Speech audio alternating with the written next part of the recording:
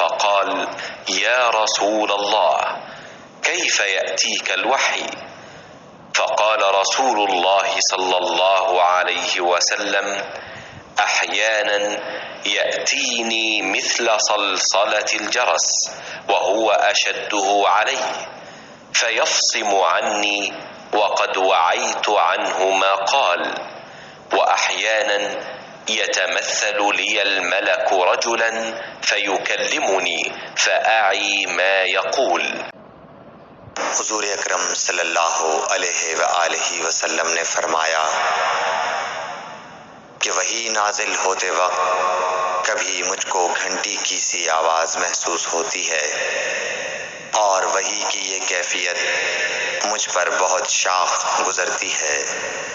जब ये कैफियत ख़त्म होती है तो मेरे दिलो दिमाग पर उस फरिश्ते के ज़रिए नाजिल शुदा वही महफूज हो जाती है।